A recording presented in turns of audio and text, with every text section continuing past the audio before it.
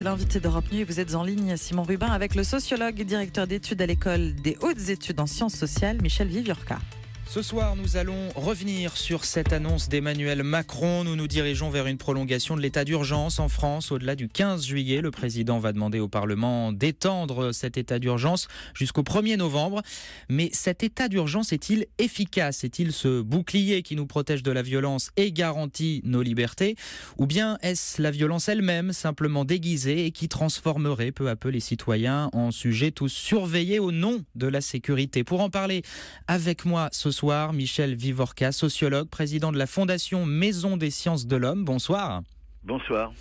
Michel Viviorca, cette prolongation de l'état d'urgence semble accréditer la thèse, chère à beaucoup de politiciens, que l'état d'urgence serait ce bouclier contre le terrorisme. C'est votre avis ? Pas spécialement. Pas spécialement. Je pense que c'est même étonnant que le président de la République aurait pu et dû indiquer qu'il mettait en place une évaluation. C'est un peu l'air du temps et je trouve ça d'ailleurs très très bien.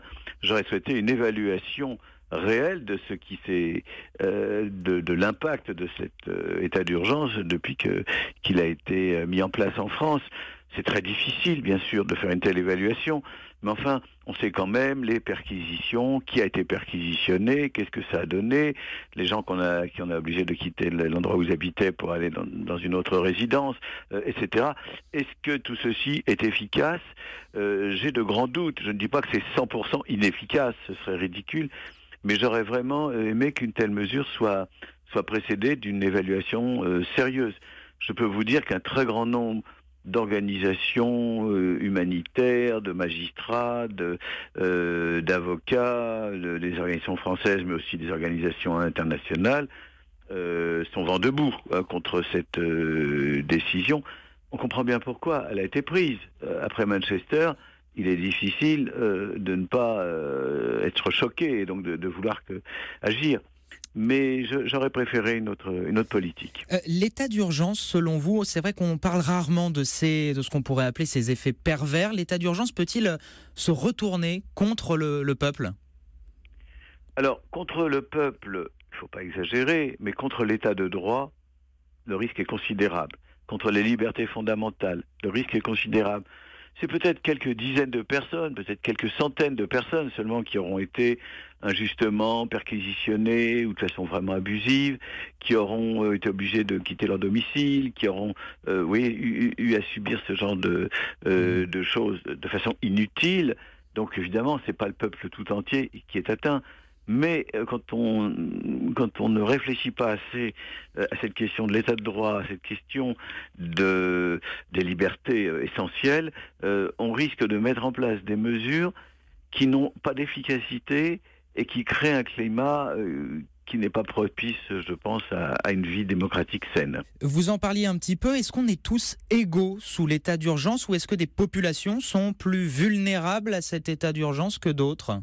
Écoutez, le propre de l'état d'urgence, c'est quand même de désigner qui sont les personnes qu'il faut surveiller plus que d'autres. C'est, je crois, la première des mesures qui existent.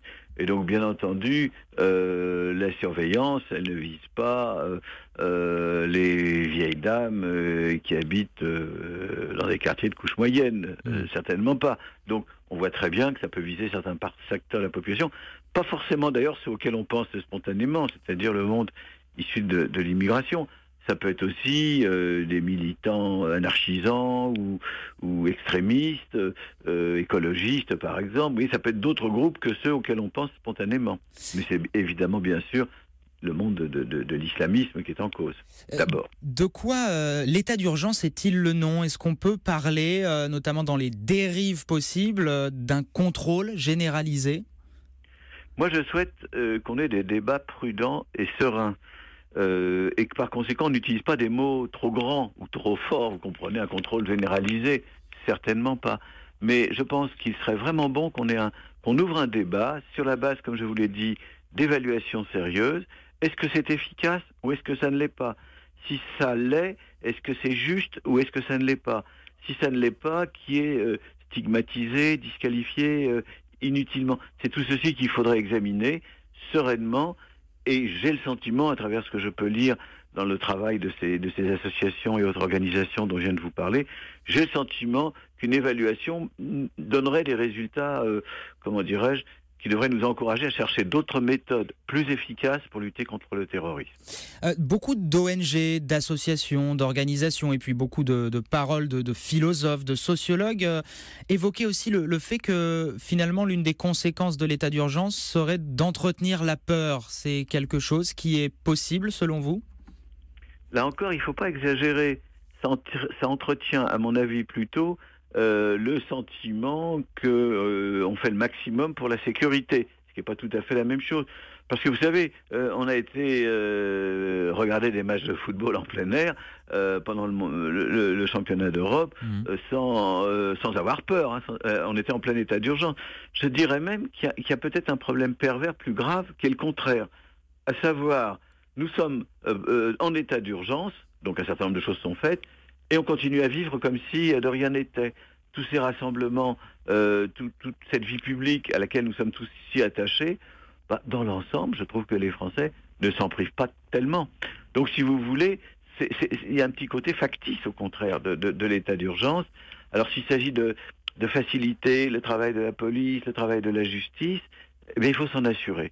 Et il faut s'assurer que c'est, c'est pas un renforcement, je vais le dire comme ça, c'est pas un renforcement inutile et peut-être malsain du pouvoir de l'exécutif au détriment du pouvoir législatif et du pouvoir judiciaire. On a vu dans l'histoire mondiale de multiples formes d'instauration de l'état d'urgence. En revanche, est-ce qu'on a déjà vu, vous l'évoquiez un petit peu, des systèmes d'évaluation, sorte de contre-pouvoir qui permettraient justement d'évaluer l'efficacité de l'état d'urgence? Est-ce que ça a déjà existé quelque part?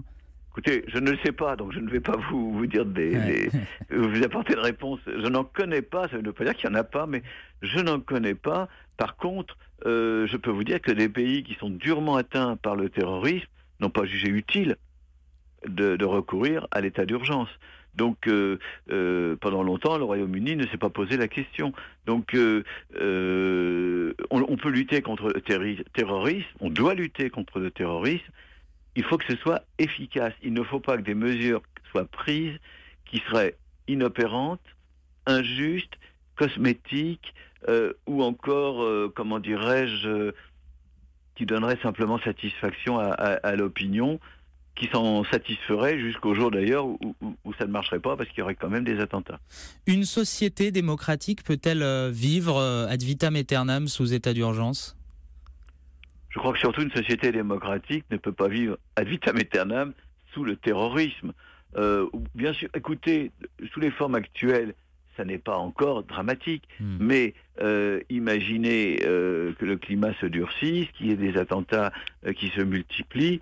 Là, c'est la démocratie elle-même qui sera menacée, mais l'état d'urgence aura été la réponse inappropriée à un phénomène qui, lui, menace directement la démocratie. Et comment vous évoquiez cette évaluation de l'état d'urgence qui n'est sans doute pas évidente? Vous parliez de regarder un petit peu, notamment en nombre de perquisitions, d'interpellations, etc. Comment pourrait-on, très concrètement, évaluer l'efficacité de l'état d'urgence? Écoutez, moi, je pense qu'une commission parlementaire pourrait faire ça très bien. Par exemple, on peut trouver d'autres formules, qu'une mission soit confiée à un ensemble d'acteurs responsables, ce serait très bien, par le pouvoir, ce serait très bien. Que je dirais même que des organisations ONG ou autres, associations, syndicats, etc., prennent une initiative, ce serait très bien. On peut imaginer beaucoup de dispositifs, il faut être rigoureux, il faut être sérieux, et il faut peut-être aussi que tout ça prenne l'allure d'un débat contradictoire sérieux. Parce que c'est vrai moi je ne veux pas me dire qu'il faut une évaluation tout en étant certain que c'est mauvais ou que c'est bon. Si je pense qu'il faut une évaluation, c'est parce que j'en ignore vraisemblablement le résultat. Donc il faut que ce soit confié, je pense plutôt à la puissance publique, que ça vienne de la puissance publique. C'est pour ça que je pense au Parlement. On peut peut-être trouver d'autres dispositifs. Et voilà, en 3 mois, je pense qu'on saurait vraiment bien si on aurait une image d'abord quantitative de tout ce qui a été fait au nom de l'état d'urgence, et on pourrait quand même avoir une idée à peu près claire de ce que ça a empêché, de ce que ça a permis, d'améliorer dans le travail policier, mais aussi de ce que ça a eu comme disons, comme injustice. Surveiller l'état d'urgence. Merci beaucoup, Michel Vivorca. Je rappelle que vous êtes sociologue, d'avoir été donc notre invité. Je rappelle aussi votre dernier ouvrage, Les Juifs, les musulmans et la République, que vous avez coécrit avec Farhad Khosrow-Kovar. C'est chez Robert Laffont.